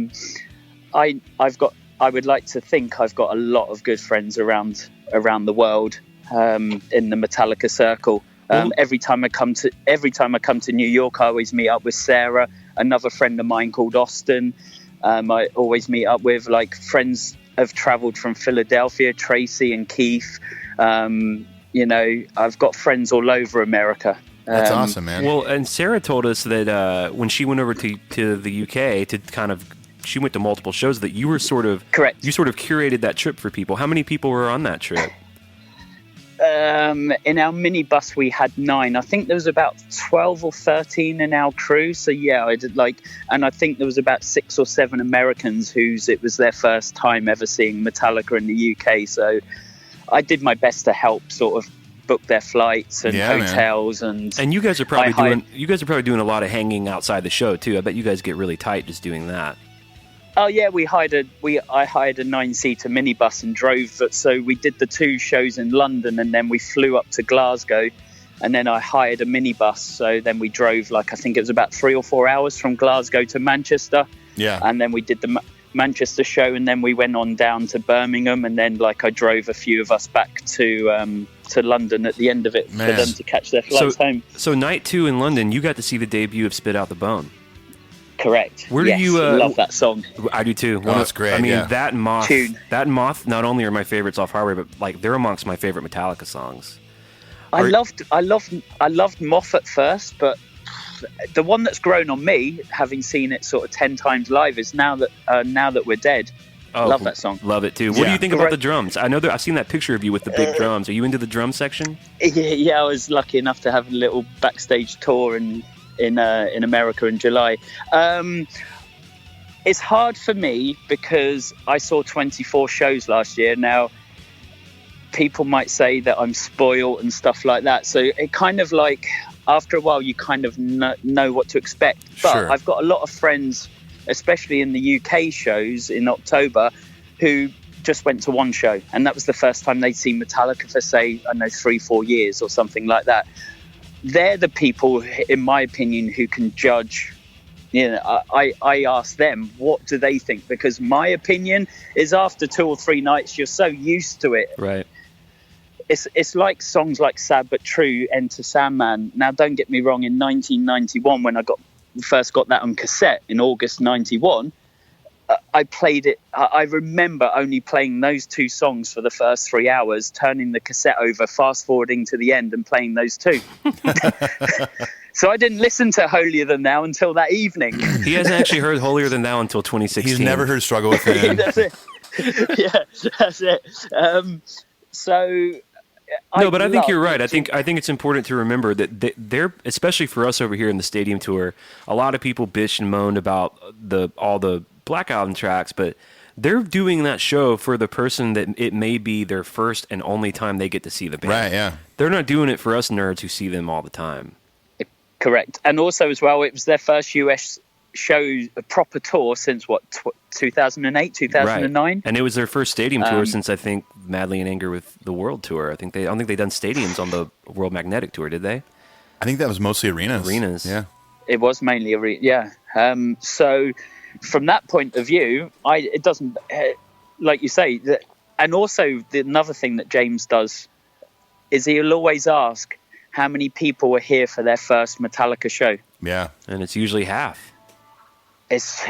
I'm always stood around people whose first show it is. Right. So from their point of view, you know what I mean? From Lars's point of view, when he's writing the set list, having Rome, it was Rome and Unforgiven that were real staples, weren't they? That on top of the Sad Nothing and Sandman. That's right. It was Rome and Unforgiven.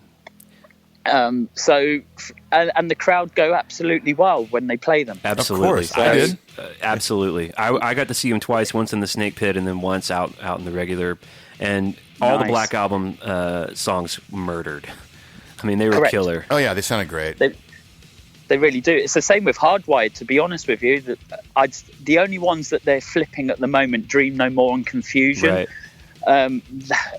they don't go down massively well, but all the others really do go down well. I noticed that too. Like, even surprisingly, in the pit, it was a little different because obviously there was 150 kind of diehards. But I did notice at the Detroit show that a song like Halo on Fire, which I think is as good as anything they've done in a long time, people were kind of snoozy on that one. People kind of sleepy on that one. I love that song. I was so excited when they played It's amazing. The middle of that song, where it just where it sort of the tempo changes in it, and that I think from that second half of that song is amazing.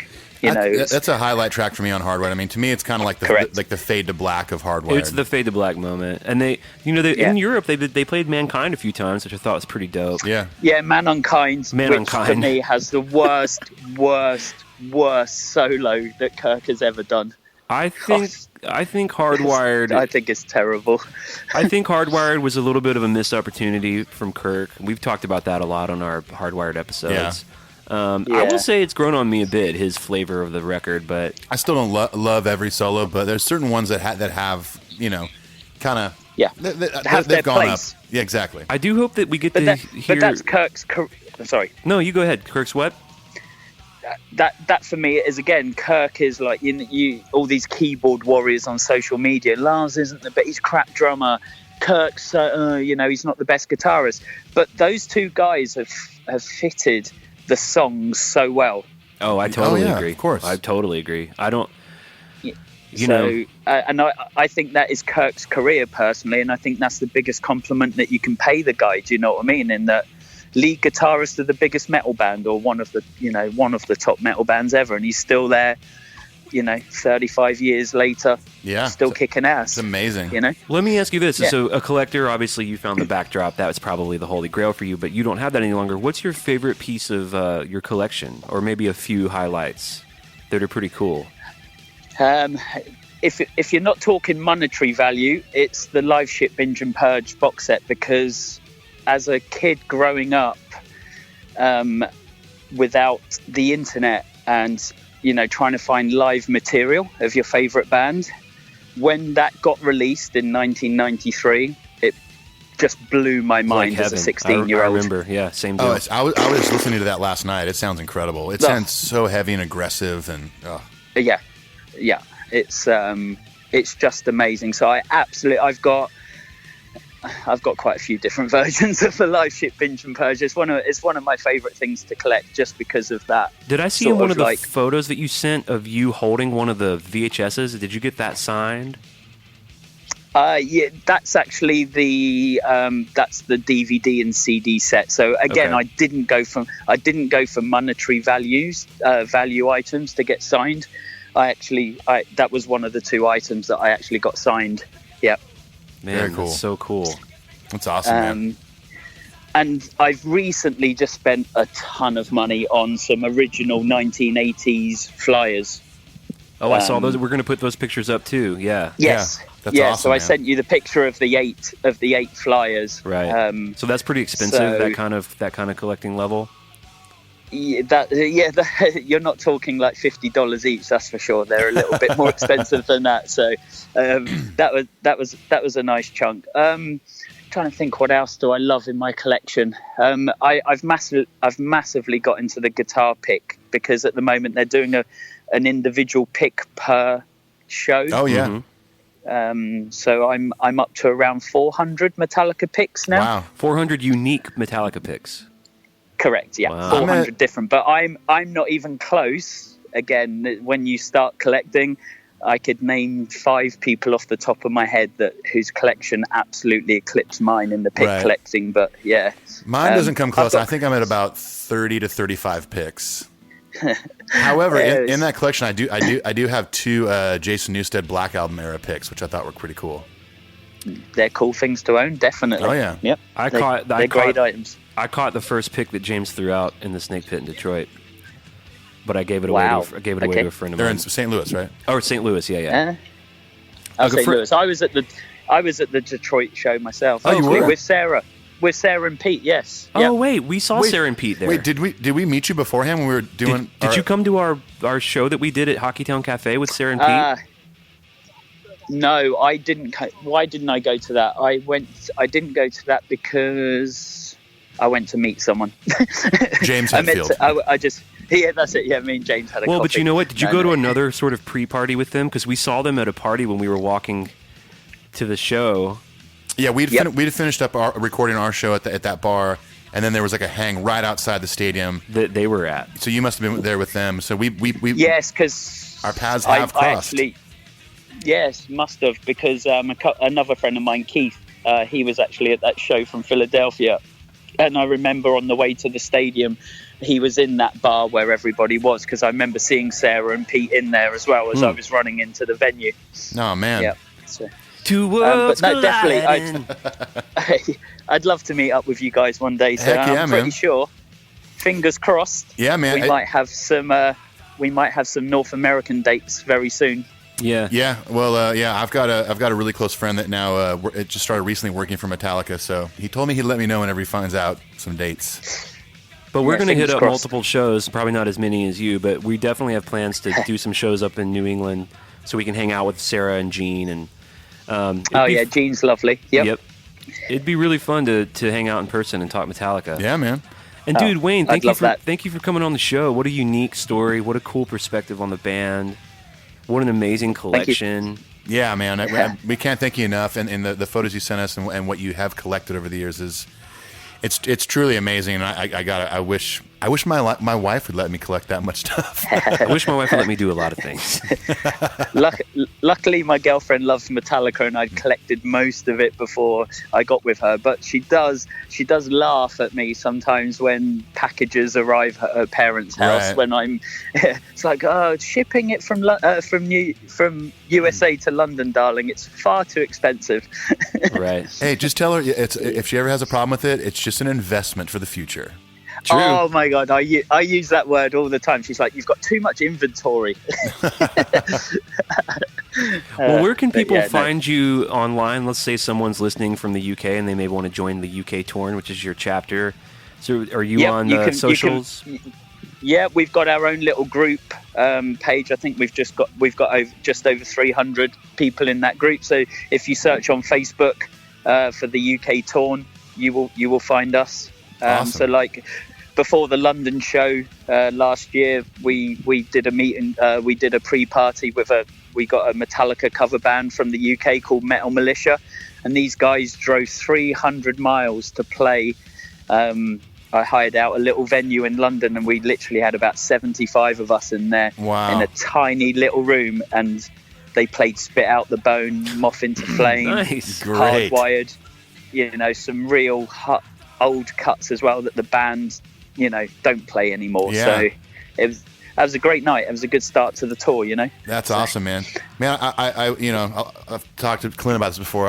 In the last couple of years, I've been to London probably, 20 times, and I wish that this podcast was at the point it is now back then, because I could have met up with all you guys and all these different people that we've met along the way. We'll make a UK trip sometime. We'll do a whole UK tour. How about that?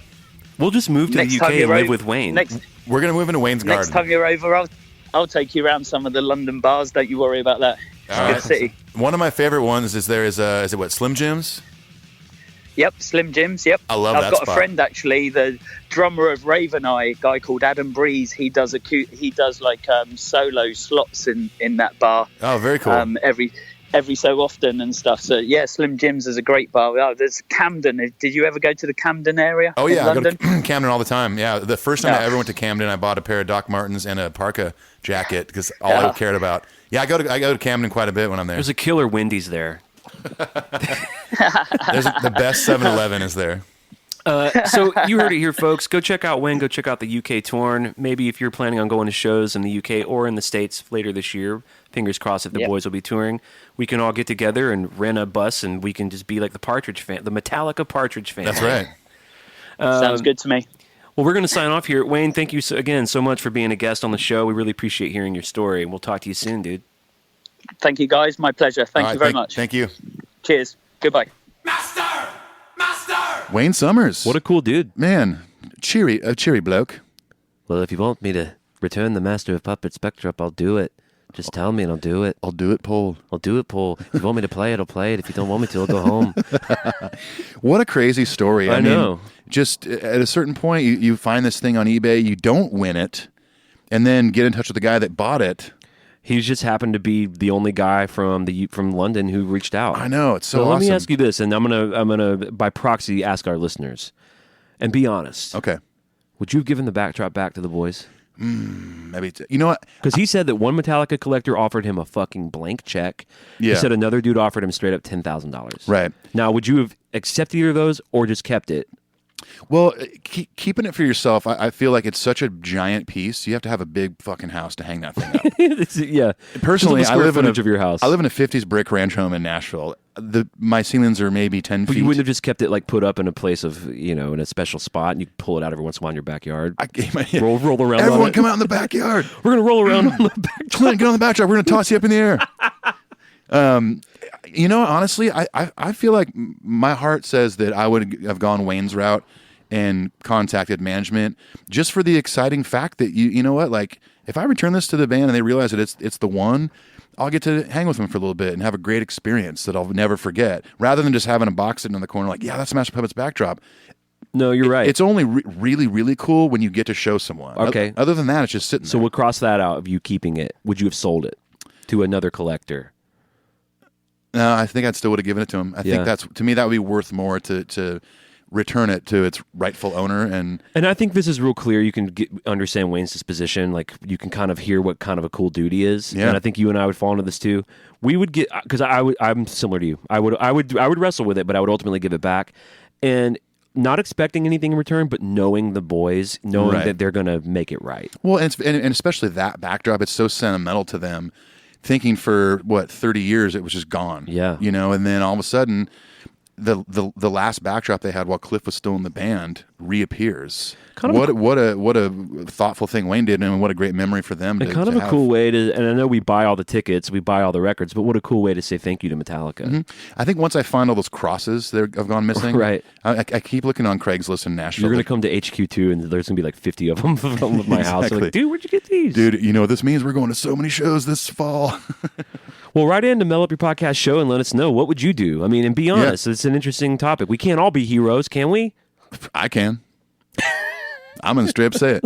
I would actually wear it as a cape as I walked up to the boys, like, here's your backdrop. Oh, it's being worn as a fucking cape. Yeah. Sorry, Before I give it's it back. dragging through the mud right now, but... Yeah, sorry, some of it got ripped to shreds by a dog that chased me down in my Nashville neighborhood. I wore it as a cape. But write into us. Tell us what you honestly would do. If and there's no right or wrong answer here. If you want to sell it and make some money, that's your right because you bought it already. So like, I wonder the dude who offered him $10,000. What was he going to do? Just keep it? Probably. Or was he saying, you know what, it's worth $10,000 for me to have it, so I can return it to the boys? Exactly. Hey, but old Wayne Summers got to do it. Man, it was so cool meeting Wayne. I want to thank Sarah Sobek for getting us connected to Wayne. Yeah, thank you, Sarah. I want to thank Wayne for taking time out of his day. He was in the States visiting his girlfriend up in New York to talk to us knuckleheads about Metallica. We appreciate it. It's looking like we're going to be seeing Wayne this year at some shows. I hope so, yeah. We've kind of made a friendship with Wayne. And here's your homework. Go leave us that iTunes review. We're going to give you some free shit for doing it. Go check us out on the Patreon and get access to that Cover Hour Blackened EP and the Lunar Satan track, We Ride the Skies. What else can we say? We can say, actually, since it starts this Sunday, I could mention... Let's talk about your tour. Yeah, me and Jack are going on the road. I talked about in the last episode, me and Jack from the band Bayside who is also a guest on my other podcast, The Pirate Satellite, which you could check out.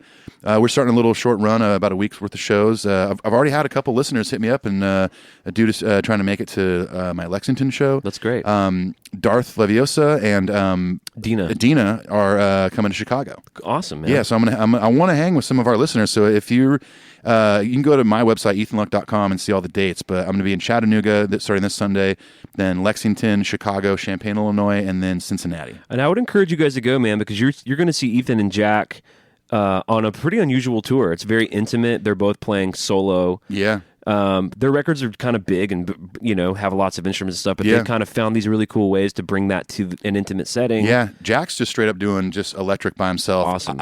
All this week I've been building backing tracks. Yep. I was really hesitant about it, but I'm just doing two things, just like programming some drums that are just brushes, so it's a little more mellow, and then just a bass track, and that's it. Cool. That's all I'm playing to, and I'll just so it'll sound kind of like a 3-piece. But it'll be a bitchin' show, and it's gonna be fun. Yeah, chance for you to go stalk Ethan, cut off a little piece of his jacket and put it in your butt. I don't know. Wow. I'm kind of scared to go now. Speaking of news of like what's going on in our musical lives, I signed my first publishing deal. Yeah, dude, congrats. Thank you. That's awesome. Thank you. So if you guys need to borrow any money, Clint is the guy to talk to. Oh, well, I did not get rich. He's making dozens. No, it's exciting, man. I signed with a company called Rough Trade. They're based It's very exciting, dude. That's a huge opportunity for you. It's as a songwriter, Clint, this guy works his ass off pretty much every day, writing songs to whether it's to get pitched for a TV show or for another artist to cut or something. So Clint and what's her name, Elise? Elise Davis. Yeah. They write a lot together, and if you go to Clint's SoundCloud page, there's an unreal amount of songs on there. And I'm sure there's a ton that won't even see SoundCloud because they are trying to get pitched for something else. So It's, as Clint's friend, it's an exciting thing for, guys like me and Paul Moak to hear that, it's that next step as a songwriter in Nashville. So congrats. It's cool, man. Thank you. So a lot of fun stuff happening. The boys are going on tour. We're going on tour. Yeah. We're writing songs and doing shit. It's neat. I might be on another tour in May with the reggae band, the Grammy nominated / they won in 2016.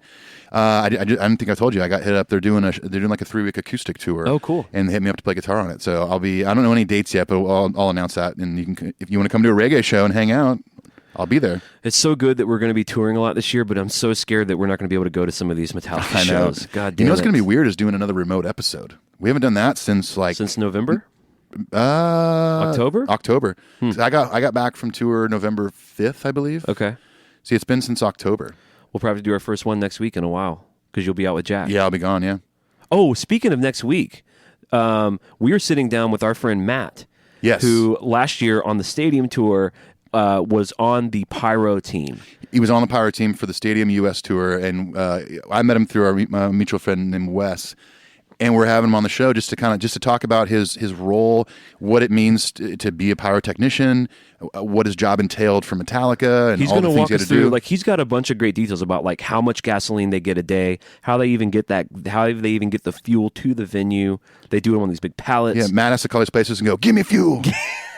What's up? Ooh, yeah. Give me fuel, I'll give you fire, and give the fans that which they desire. They're like, that's going to be $75,000. He goes, ooh, yeah, oh, white knuckle tight. But that's going to be a fun episode. It's our first Metallica former crew member. Yep. And Matt's somebody that, he may correct me on this, but or what's considered a vendor. He works for a pyro company based in Nashville. Yes, and that company, Metallica's camp hires that company for that. So he's technically employed by Metallica by way of his company, but he's not with them anymore. He's on. I think he's going out to do. Is he with Taylor now? He's going to do Taylor Swift on her tour. Yeah, but so we'll have Matt on next week, and he's a great dude. Lives right here in Nashville, and or he's in Clarksville, I think. Yeah, and it'll be a fun conversation. Cool. All right, let's get the hell out of here. Okay, I'm ready. Peace. Adios.